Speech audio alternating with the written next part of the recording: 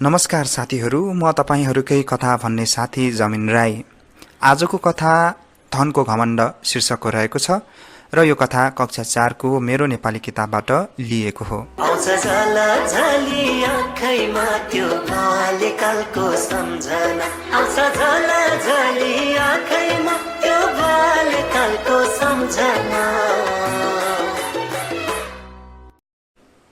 देवताहरूमा सबैभन्दा धनी कुबेर थिए। कहिलेकाहीँ देवताहरू धन सम्पत्तिको खाँचो पर्दा उनी कहाँ पुग्थे। कुबेर पनि मद्दत गरेर पठाउँथे। यसरी ठूला ठूला देवताहरू समेत आफू कहाँ मद्दत माग्न आउँछन् भन्दै कुबेरलाई धनको घमण्ड चढ्दै गयो। उनको घमण्डका बारेमा देवताहरूलाई थाहा नभएको होइन, तैपनि सबै चुप थिए। गणेशजी चाहिँ कसरी कुबेरको घमण्ड तोडौँ भनी मौकाको खोजीमा थिए।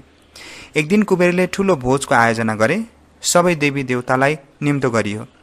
भोजमा बलवान भीमसेनदेखि ऋषि दुर्वासासम्म थिए।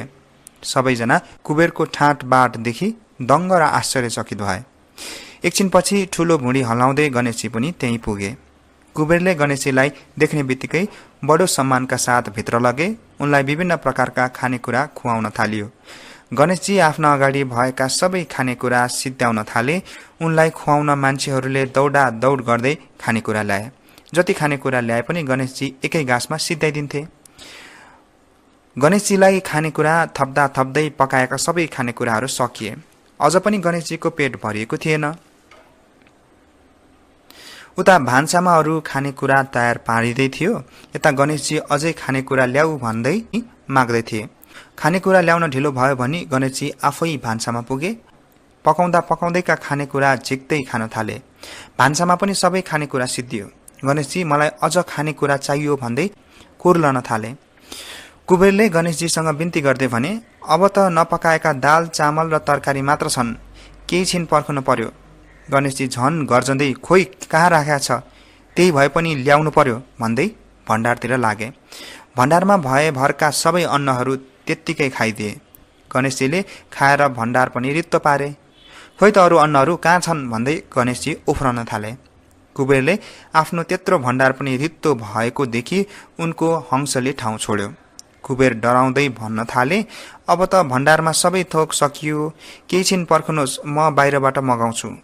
यो सुनेपछि गणेशजी झन रिसाएर भन्न थाले, तिम्रो भण्डारमा मलाई पेटभरि खुवाउने अन्नपात नभए किन डाक्यौ त? मलाई त ज्यादै भोक लागेको छ, तिमीलाई भए पनि खान्छु।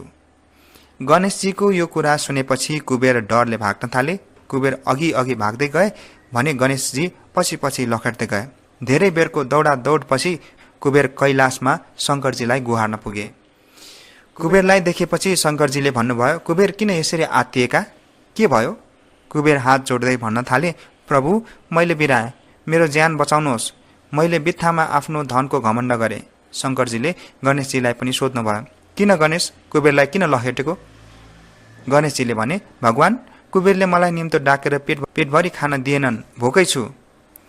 तिमी भित्र जाऊ, आमासित मागेर पेटभरि खाऊ। शङ्करजीले गणेशजीलाई सम्झाएर भित्र पठाउनु भयो। त्यहाँबाट कुबेर आफू कहिल्यै पनि धनको घमण्ड नगर्ने प्रतिज्ञा गरी फर्के। आजको कथा कस्तो लाग्यो? यस्तै कथा सुन्न, पढ्न अनि हेर्नको लागि यस च्यानललाई सब्स्क्राइब गर्नुहोला र नजिकै आउने बेल आइकनमा पनि दबाउनुहोला। आजको भिडियो मन पर्नु भयो भने यसलाई लाइक गर्नुहोला र सेयर गर्नुहोला। अर्को भिडियो ल्याउने बाचाका साथ आजको भिडियोबाट बिदा माग्न चाहन्छु। नमस्कार।